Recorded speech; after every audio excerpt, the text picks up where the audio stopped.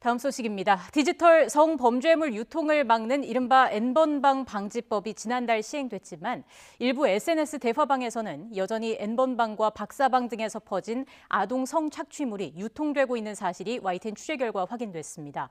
대화방 관리자는 직접 여성을 초대해서 나체 사진을 올리도록 하는가 하면 미성년자를 소개해주겠다고 제안하며 돈을 요구하기도 했습니다. 신준명 기자가 단독 보도합니다. 참가자가 40여 명에 달하는 SNS 비공개 대화방입니다. 하루에도 수십 건씩 불법 음란물이 공유되고 있습니다.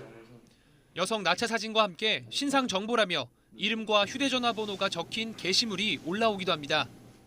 대화방 참가자들은 사진 속 여성의 외모를 평가하며 악의적인 성희롱 발언을 주고받는가 하면 직접 전화해보니 황급히 끊더라는 등 장난 전화 후기를 공유하며 2차 가해를 일삼기도 했습니다. 해당 대화방에서는 해외에 서버를 둔 웹하드 링크도 수시로 공유되고 있었습니다.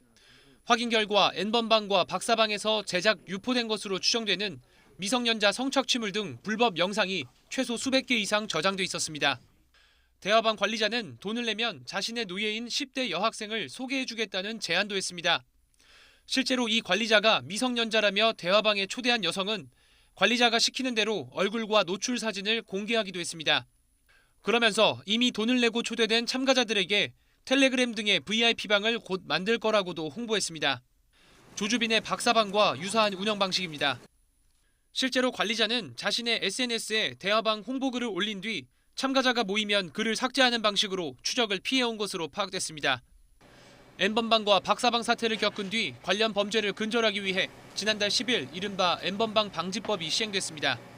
하지만 누구나 들어갈 수 있는 오픈 대화방 등만 제재할 수 있을 뿐 비공개 SNS 대화방에서 사적으로 영상을 공유할 경우 막을 수 없다는 게 방송통신심의위원회 관계자의 설명입니다. 전문가들은 박사방 운영자 조주빈 등이 검거된 뒤에도 온라인 공간에 숨어 활동하는 또 다른 조주빈들로 인해 피해자들은 여전히 2차, 3차 피해로 고통받고 있다고 설명했습니다. 또 다른 조주빈들이 활동하고 계속 활동하고 있고 보안성과 이제 안전성이 강화된 매체들로 점점 더 이동하고 있고 과거에 있었던 그런 아동 성착취물들은 더 많이 퍼져나가고 있거든요. YTN 취재진은 문제의 SNS 단체 대화방과 웹하드 링크를 경찰에 제보했습니다. 또 취재 과정에서 확보한 수백 기가바이트 용량의 불법 성착취물도 증거 자료로 제출했습니다.